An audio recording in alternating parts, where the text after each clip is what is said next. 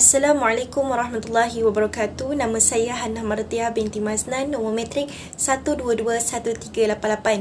Tema yang telah kami dapat adalah adat, etika dan patalaran dalam penyediaan makanan. Kami juga telah memilih kaum Minangkabau, Cantonese dan Sikh. Objektif kajian yang ingin kami capai adalah kajian ini dilakukan secara amnya ialah untuk memahami sesuatu budaya dan sejarah dalam masyarakat.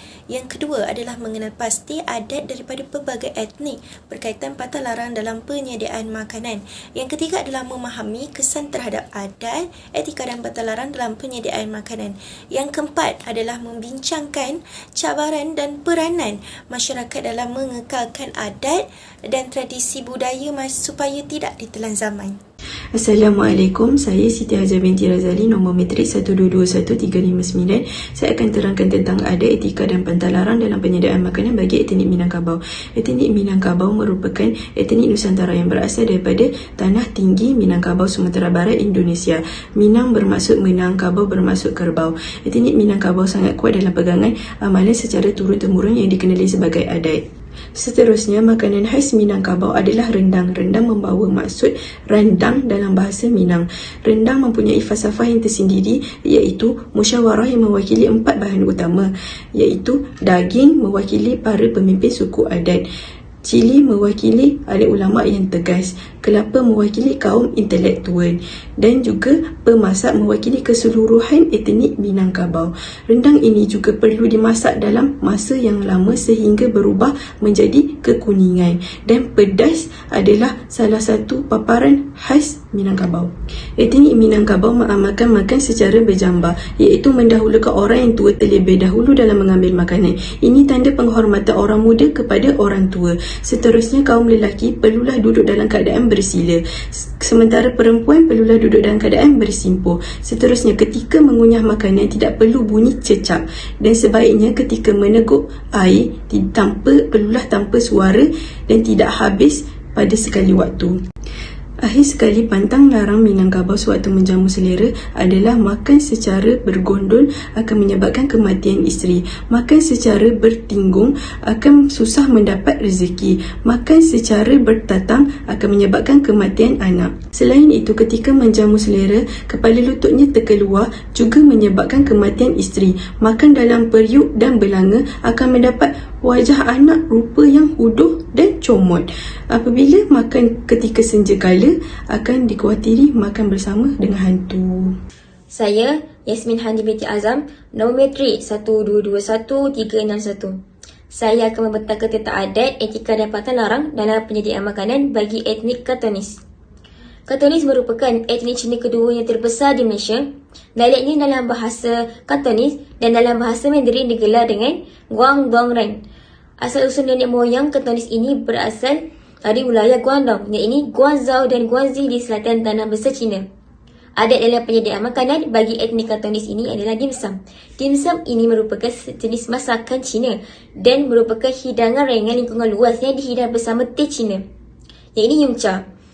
Dimsum ini dihidangkan pada waktu pagi hingga waktu tengah hari di kedai makan Cina dan kedai dimsum. Ada setengah kaum Cina yang menghidangkan dimsum ini pada perayaan khas seperti Hari Ibu dan Tahun Baru Cina.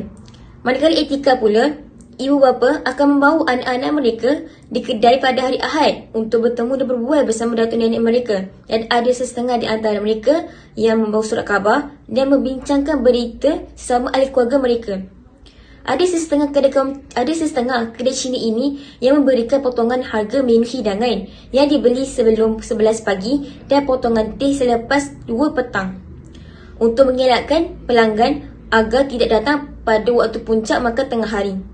Manakala untuk makanan Cantonese ini adalah kuih bulan dan dimsum. Di antara pantalarannya adalah orang tua dilarang memakan kangkung kerana menyebabkan sakit sendi, dan orang yang mempunyai luka pada badan dilarang makan udang dan ketam menyebabkan luka susah sembuh. Akhir sekali, nelayan yang berada di atas kapal dilarang membalikkan ikan, dikhawatiri mendatangkan bala dan kemalangan.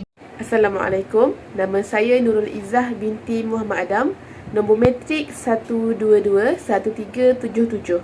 Seterusnya, kaum etnik. Satu etnik yang berjumlah 70,000 di Malaysia berasal dari wilayah India Utara yang diasaskan oleh Sri Guru Nanak Dev Ji. Susuk pemakaian dan pengalaman hidup mereka sudah dikenali oleh masyarakat. Makanan kaum Sikh memang bervariasi dan menyelerakan. Antaranya chapati, parota, maki, puri, nasi putih, tayiru atau susu masam dan kacang pie. Etika penyediaan makanannya yang bersih dan tidak unsur syubhah. Pengambilan sayur-sayuran sebagai elemen utama dalam masakan bagi mengekalkan kesihatan tubuh badan mereka untuk beribadah. Mereka juga akan menjamah manisan atau helwa seperti ladu apabila selesai beribadah di Gurdwara. Amalan pemakanan yang sihat dan diet seimbang oleh etnik ini telah memberikan mereka gaya hidup yang sihat. Seterusnya, ibadah langar atau dapur, iaitu menghidang dan memberi makanan percuma kepada semua secara adil. Ia disediakan di Gurdwara, rumah ibadah, dan hanya melibatkan makanan sayuran sahaja.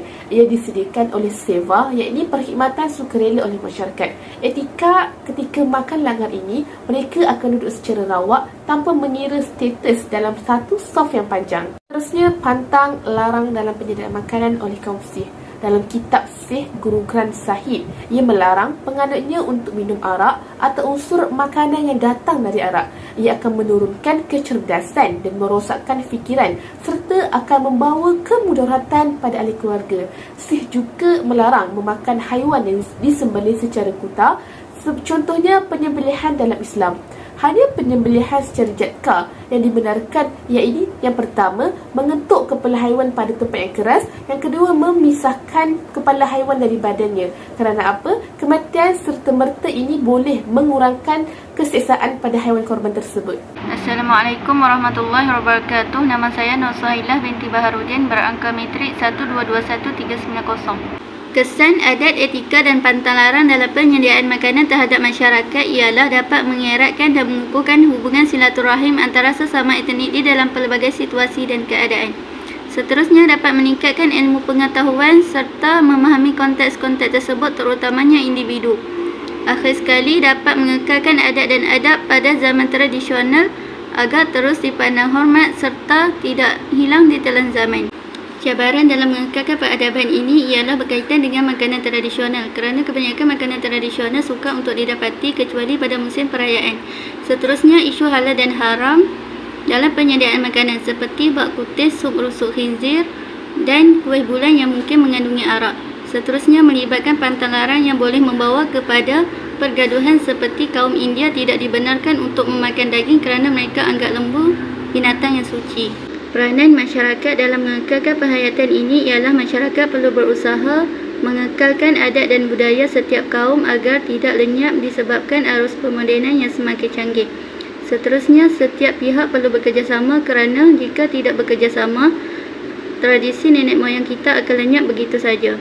Seterusnya, masyarakat perlu mengamalkan adat, etika dan pantang larang agar generasi kini dapat mengamalkan dan mengekalkan budaya tersebut. Kami telah mengumpulkan data daripada borang soal selidik melalui internet.